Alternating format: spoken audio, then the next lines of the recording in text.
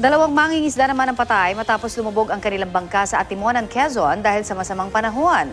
At search and rescue operation para sa tatlong nawala matapos tangayin ng flash flood sa Mahayhay, Laguna, itutuloy ngayong araw. Yan at iba pang mainit na balitang probinsya, hatid ni Cara David. Nauwi sa trahedya ang masaya sanang pamamasyal ng ilang lokal na turista sa isang resort sa barangay Ilayang Banga, Mahayhay, Laguna. Tatlong taga Dasmariñas, Cavite, kabilang ang isang batang babaeng 6 na taong gulang ang tinangay ng agos sa ilog. Base sa inisyal na investigasyon, bigla na lang daw lumakas ang agos ng tubig matapos ang malakas na buhos ng ulan. Sinubukang sagipin ng mga guide ang tatlo pero tuloy-tuloy silang tinangay ng malakas na agos.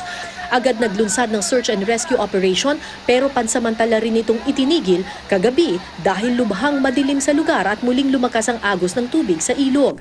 Nasabihan na raw ng mga otoridad ang mga kaanak ng biktima, inaasahang ipagpapatuloy ngayong araw ang paghahanap sa tatlo. Dalawang mangingisda ang nasawi matapos palubugin umano ng isang buhawi ang kanilang bangka sa gitna ng kanilang pangingisda sa Atimonan, Quezon. Kwento ng ibang mangingisdang nakaligtas, maganda naman daw ang panahon habang sila'y nangingisda.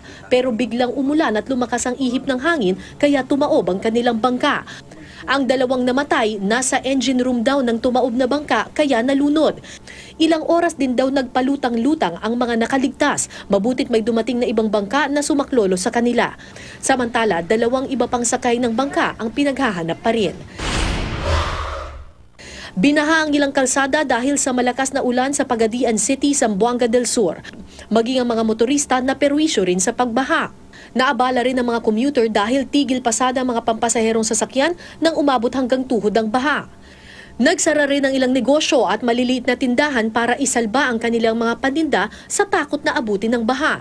Matapos ang malakas na ulan at hangin, tumambad ang ilang punong kahoy na nagtumbahan sa daan. Wala namang napaulat na nasaktan.